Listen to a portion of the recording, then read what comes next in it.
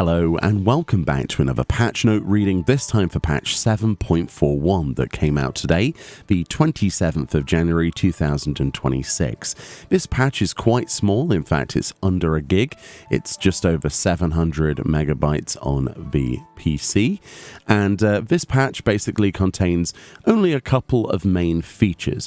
This obviously includes the new planet for cosmic exploration known as Oizys, as well as the relic tool upgrade for that planet and cosmic exploration, and additionally also featuring the new upgrade with Geralt for our phantom weapons from the occult crescent. This patch then does not feature the new variant mode or the new Hildebrand quest or anything else like that. Those are actually scheduled for patch 7.45, which will be later in this year. So first of all, let's look at 7.41 then. So of course we've got a new side quest for unlocking cosmic exploration and a new world. There are quite a few quests, as you can see, to actually unlock this. The first of which is actually the Mission of Gravity. This unlocks on Faena, so you need to have obviously completed the quest on Faena, and the quest was the brightest star. This was something that you could find after your server had finished the progression of the Faena moon. Once you've done that, then you get the Mission of Gravity. Then there's Memories Orbit, which starts on Oizys, and then a Manager's Prudence, Terror along the tracks, a Manager's Power, and an Interstellar Field Trip. This will be the unlock for most of the content on that place then. Phantom Weapons then, with Geralt staring at a hammer here. Better than staring down a bottle of brandy, I guess. We've got time-worn techniques in the Phantom Village with Lydia Seal. You must have obviously completed the quest Wrought by Hands Phantasmal, which was to actually unlock the Umbrae quest. So the first step was Penumbrae, the second step was Umbrae, and now we've got the next step after this. So that starts in the Phantom Village. Obviously you can teleport directly there from Tuliolol's main Aetheryte, and then there's In Pursuit of Perfection and A Phantom Reborn, which is quite entertaining considering they're using the same naming convention as the A Realm Reborn relic weapons. And if you remember a Relic Reborn quest, then this will come flooding back. Let's see what depravity we can get up to. Hopefully it's not books, because I think some people will probably hate that. Me personally, I'm down for that. So there's some new housing in the patch. They feature a little bit of a preview here. This is obviously cosmic exploration rewards, either from the Cosmo of Fortune spinning minigame, where you spin a wheel to get things with your Cosmo credits, or of course directly from the vendors as well for your presumably Oizys credits. So all of that stuff can be obtained by doing missions or leaves, if you'd like, within that of the new planet. There's some really interesting bits here. We've got paneling for the floor here, so you can have floor paneling to make it look like a habitation unit, a sleeping unit presumably, or a bench. I'm not sure which that is. It looks like a bench, and a light fixture for like a partition, wall-mounted partition. We've got outside what appears to be a bus stop, but obviously it's like a hangar for a mech. We've got a radar dish, which is quite interesting, and one of the portable lights. There's also new orchestrion rolls, as you would probably imagine, because obviously there's new music for that new world. Can't wait to hear it. The Mandeville Gold Saucer gets some new Triple Triad cards as well, so that might be worth checking out. And there's also a new emote. Later in the patch notes you can find the text for this, which is /stomp. So as you can see, if we zoom in just slightly on the patch notes to this very low resolution image, this character looks like they're needing the bathroom really badly, like "Rrr." And then actually that's like one of the first frames of them jumping, like they're jumping and stomping with anger. So it's definitely an emote for sure, and presumably that's also from either Cosmo of Fortune or that of the actual vendors on the new planet, right? Something to spend your stuff on. In terms of battle system changes then, there are some action and trait changes. Mostly it just appears to be to summoner, unless there are other changes to be added later to the patch notes. I doubt that. So summoner has had some basic potency increases for Searing Flash, Umbral Impulse, Umbral Flare, and Sun Flare. So we've got, what, 600 to 700 on Searing Flash. We've got 620 to 640, so a 20 increase in Umbral Impulse. 280 to 300 on Umbral Flare, and potency on Sun Flare from 800 to 1000.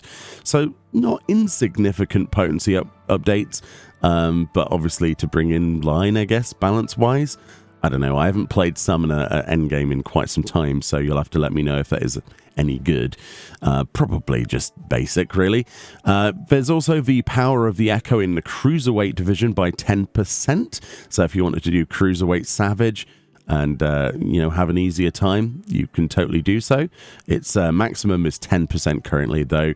And they say certain effects in the Heavyweight M1 and Heavyweight M1 Savage have been adjusted to better distinguish ally actions.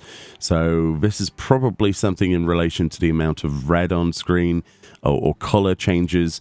So that might be worth checking out for certain. In terms of the new Phantom weapons then, the requirement then, obviously you need to have completed Wrought by Hands Phantasmal, which is the Umbre stage of a relic weapon. And if you go to the Phantom Village, there will be the Time-Worn Techniques quest. Players will be able to enhance the strength of their weapon by completing these quests. It says, upon completing a quest, a Phantom Reborn, players will receive one enhanced weapon, Phantom weapon, based on the job which they progress through the quest. In the preceding quest, In Pursuit of Perfection, players will receive a Phantom Glass, Phantom Glass, which can be used to confirm progress during the stage of the enhancement process. Oh boy. Oh, a Phantom Glass? It is a light stage. It is a light stage. Okay, right. Enhancing additional Phantom weapons. After completing a Phantom Reborn, players may exchange Waning Arcanite with Dodukili in Phantom Village to enhance additional Phantom weapons. Waning Arcanite may be obtained by trading Elegant Tomestones and Mathematics. So it looks like the first initial stage of getting back to just using tomes to upgrade every other weapon. So the loop to jump through, it looks like we've just got another light stage. This was to be expected. It is the safe sort of route that I expected from the old weapons. So it doesn't look like we have books this time, just light, I guess. Interesting. It says class job specific quests. Phantom weapon quests employ a system which will require players require players to proceed during the same class or job, as per usual. So yeah, that's what I can think of. The Phantom Glass, it's usually a key item, isn't it? Well, the other glass items, and you click them and it brings up a little chart and it says your energy is waning, and it's like you're overflowing energy when you've nearly finished it. It's great. So that's the thing. Definitely reminiscent of the Zodiac weapons, as you would expect. Interesting. Frontline then. During War Cochete, which is the Triumph campaign map added in the previous patch, Triumphs will now appear more frequently near the center of the map. This is actually a pretty big deal because, I don't know if you've noticed, but sometimes it just seems to spawn them on one side. Like quite regularly, and it's quite irritating. So to have more engagement, more time to actually fight the enemy team, more reasons to go in the center. Yeah, I mean, it does spawn in the center, but not as frequently as on the outside of the map. So that will probably shake things up a bit. I really like the new map. It'll be interesting to see how much of a percentage. So new items have been added. We probably already saw the preview of this on the special site. That's the back and the front of 2 new outfits. That's not to say there are only 2 new outfits, but these are the 2 that they're previewing. We've got this exoskeleton, which is a very low resolution image here. Sort of spacesuit with gaps in it. It's got actuators on the knees, for example. Yeah, it's designed to help you in low gravity or harsh gravity conditions where it's difficult to walk, presumably. So that works perfectly for Oizys, because I believe it is a planet that has been wrought by a gravitational calamity. So that's interesting. That's what all we know so far. And there's also this also here, which is very elegant in design. So Yeah, maybe that's something we get from artifacts or something. I have no idea. New recipes have obviously been added because it's a crafting and gathering patch, basically. A new condition has been added for expert recipes. They say this condition is only applicable to recipes in 7.41, and it's called robust, which is the action. It says reduces loss of durability by 50% and guarantees sturdy material condition for the next step. Okay. Fairly self-explanatory. So Oizys was added. That's what that looks like. Quite an interesting gravity related thing. Obviously you have to be level 10 on Disciple Handle Land. It starts in Faena, like we say, with Searching Way. You must have completed the Brightest Star, which is the sort of victory lap quest for Faena. Everything's a plus quest. You'll find it easily. And obviously you can go to Best Ways Burrows, talk to the Driving Way NPC in Mare Lamentorum, and travel to the Star. You can also speak with Cruising Way at Sinus Adorum. Yeah, so the usual teleport NPC. There are Oizys credits, obviously, from doing stellar missions and projects. They can be exchanged for your usual mech or pilot applications whilst on a star, or used to draw cosmic fortunes. They say, please note that lunar credits and Faena credits can only be obtained and used on their respective stars. So if you were trying to hoard some of the credits before, they are different credits. Exploration tokens can be exchanged for a special mount. So there is a really cool mount this time around, and you can get those tokens from a completion of EX plus stellar missions. Both the tokens themselves and the mount available for exchange can be sold via market boards. So if you were thinking that it was going to be an exclusive, it is not. So much like before, there is an EX plus mount basically that you can get with the special tokens. So yeah, definitely probably look on the market board if you don't want to do it. There are stellar successes. It says upon completing the quest Mission of Gravity, credits earned via daily successes will be converted to Oizys credits. Please note that the daily success points can also be accrued on Sinus Adorum and Faena. Yep. And there are also standard successes as well with Oizys specific entries, kind of like a challenge log. That's basically what that is. There are obviously a return of the Starwood standings, which obviously do count towards your rankings, which give you the, star contributor thing. We did a video on that before. It's not too special. It's just a bit of a buff that gives you, like a glow around you. There really isn't any other effect. It's more of a look at me. I spent a lot of time here and I have done the most progress. It's cool, but it's not Saint of the Firmament, is it? We've got Artifact Search, though. This is the feature that is brand new to this patch and to this particular planet/moon. And it's the one I'm most excited for. So it says, finding artifacts. 1. Increase your gold count by undertaking Class A missions, including those designated as EX or EX Plus, or provisional missions to receive drone bits as a reward. Interesting. So if you didn't know what this is, in the previous patch, they added the gold count. So a number would come up on screen. It'd go 1, 2, 3. And those numbers would come up after every successful craft of a mission, or I guess a gatherer as well, right? Which was really interesting, actually, because it would give you an increase to the amount of credits that you would receive.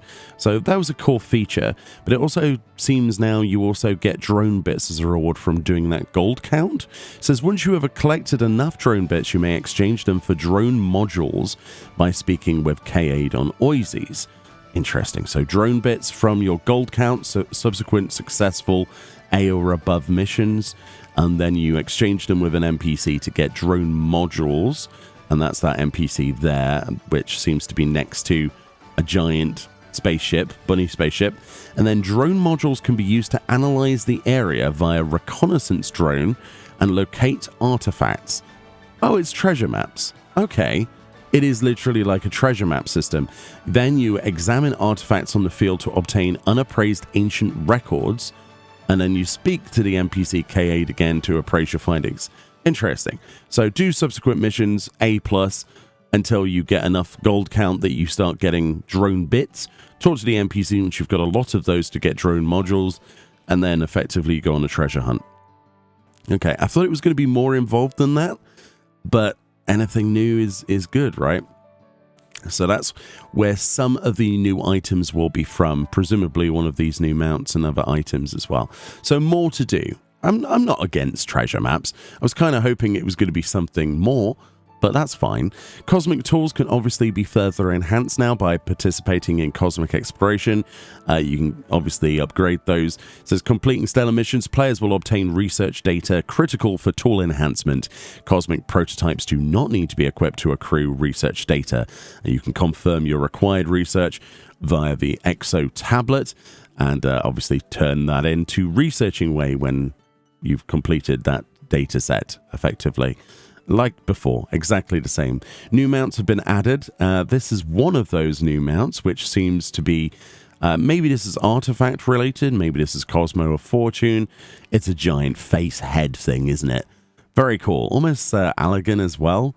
Very similar to the outfit we saw, so red and gold. New Chocobo barding has been added. That is absolutely exceptional. That's as close as we can get to it before it gets too pixelated. You get a little space suit for your Chocobo. Oh, that's such a no-brainer when we think of space exploration.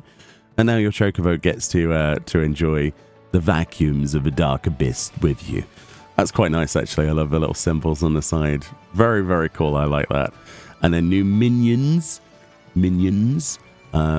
plural. But they showed this one, which looks to be like a little drone bit fellow. If we are to believe those are drone bits. New faceware has been added. Oh, dude, look at those. Got two new, a visor on the right there, a red visor. That's quite cool. And then reflective sort of sun visor without a band around your head, just fitting onto your eyes on the left there. Those are quite cool, actually. I like those. Let's zoom back out a little bit so I can read this. All right, so in order to reduce server congestion, multiple field instances will exist for Oizys. You'll probably be able to talk to the usual Laporite NPC to be able to switch those particular instances. So Solution 9 Living Memory and Fauna will no longer be separated into multiple instances. So if you're in Living Memory before doing your extra hunts, for the previous patch, that has been removed, so there's just one instance now. New achievements and titles have been added, new portrait accents have been added, and new adventurer plate accents have been added, and this is one of the nicest ones I've seen in a while. So these are the accents, obviously, which are okay, but the frame and the portrait together, that's awesome. The thing that definitely stands out about this frame to me is the sparkly star effect and the little the planet, the ring planet on the side. Yeah, this looks really good. And like the moon, the bunny planet, the planet with ears in the background. There's so much to love from this. I think adventurer plates have definitely got more mileage in that system than I expected them to originally. I'm using them a lot more. They're pretty cool. I love that one. That's really cool. Nice elements. And of course, we got the text command that I mentioned earlier for that new emote, which is /stomp. Vent your anger and frustration upon the ground beneath you with a well-placed stump. Very cool. Yeah. Very nice. Additions have been made to the auto-translation dictionary, new trophies for PlayStation, achievements for Xbox, new music, sound effects, blah, blah, blah, blah, blah. Yeah, the usual bits for auto dictionaries and stuff for consoles.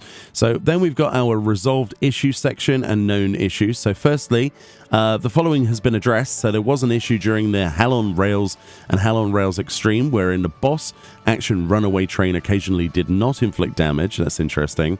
There was an issue in Heavyweight M1 and Heavyweight M1 Savage wherein an attack indicator for coffin filler as performed by coffin makers occasionally displayed incorrectly.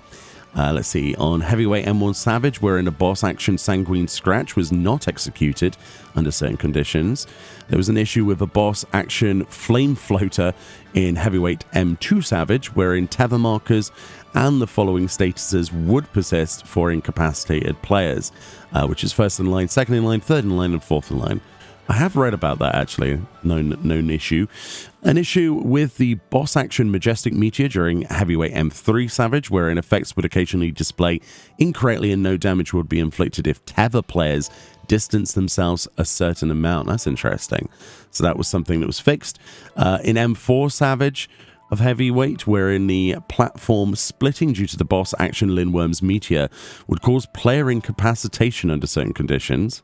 There was an issue wherein players could not change jobs within certain treasure dungeons. Interesting.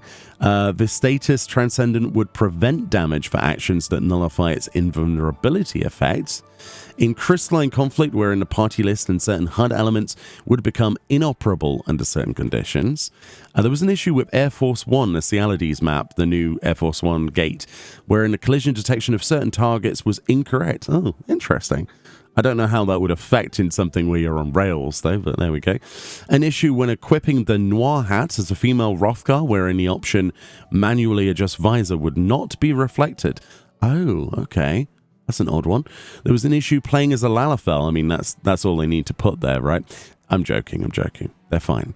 Wherein equipping the following gear would cause ARM graphics to display incorrectly. So this featured antiquated Tantra chest strap, and the Virtue Tantra chest strap. So another graphical bug. To be expected, and there was an issue wherein executing specific actions under certain conditions while mounted would prevent job changes until the same action was performed again. We've implemented a provisional measure to ensure job changes become available after 10 seconds have passed. Additionally, using the general action sprint will reverse the block against job changes. An official fix for this issue, if this issue is scheduled for 7.5. That is interesting. So it's got a temporary 10-second cooldown now. That's surprising. The last time they had to do something like that was a very long time ago. So yes, if you're wondering why it's taking so long for you to job change, it does appear that they've had to put in a temporary measure. Interesting. Well, it's better than crashing the server, I guess. There was also an issue wherein the eye color and hairstyle of the minion Grooving Green was incorrect. There was an issue, certain gathering points would occasionally not be displayed in the diadem, while editing strategy boards while using a gamepad wherein objects could not be selected on the strategy board. Okay. There was an issue on strategy boards. They could not be shared during PvP by selecting share with party or real-time sharing, wherein macros registered to the command panels did not display a gear icon, and an issue when viewing recorded duties wherein a countdown would not display. Okay, so those are the things that have been fixed. Now we have ourselves known issues, of which they have listed 4. There was an issue on Oizys wherein a black loading screen may persist during the project completion cutscenes. If you do encounter this black screen issue, enter the text command /AC duty action 1 into the chat log and return to the rainbow crystal via stellar return. All right, so there's going to be some issues with loading. Interesting. There was also an issue on Oizys, the side quest Mission of Gravity, which is the first main mission on the planet, wherein the quest progression icon displayed above a certain NPC is incorrect. Okay, so that's something to bear in mind. There's also an issue currently when undertaking the Mech Op Directive Mine Finite on Faena, wherein applicable gathering points become unavailable if, while the extractor beam is ready, players distance themselves far enough from the gathering point's visual effects to disappear. So if you start the action and then run away. If you encounter this issue, use the extractor beam on an available gathering point. The next time extractor beam is ready for use, previous gathering points should become targetable. So there is a workaround for that, but it's a bit of a sort of soft lock issue with that if you too quickly extract and then run away. An issue, finally, then, when playing Lord of the Minion. I mean, do people still play it? Wherein the ability of a certain minion added in 7.41 does not perform correctly. The ability currently reduces movement speed by 50%. However, the correct amount should be 70%, as indicated by the help text. So, all in all, nothing too scary to worry about at the moment that they're aware of. If you do find any other problems with the patch, it is always worth reporting those.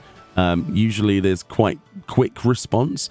Last time we had stuff that ended up closing down part of the game simply because of a duplication exploit. So definitely report these things. Don't use them yourselves. Yeah, but for the most part, the patch should be good. Apart from maybe the occasional black loading cutscene that you might need to escape out of. But apart from that, those are the patch notes for patch 7.41. As to be expected, not as long as the usual patch. Full of interesting bits and pieces though. Definitely some tidbits that I'm going to be focusing on today, which most likely will be Oizys. I do like the new player frames, the new items to collect is probably going to be the highlight for me. I'll let you know what I think about the new artifact system, which might as well be called the Moon Treasure Map system, as far as I'm concerned. We'll see if there's anything more than that. The Ancient Records does interest me, considering how normally I feel quite hollow about the storyline, so it'll be interesting to see how much they've added lore-wise. But aside from that, that is pretty much the patch. And anything that is not in this will be in the next patch, and we don't have a date for that. But yeah, enjoy patch 7.41. There'll be videos on the channel throughout the day and throughout the week, obviously. And I'll see you all next time. And hopefully the Phantom Weapons are as entertaining as I think they're going to be. Much love. Have a good one. Bye-bye.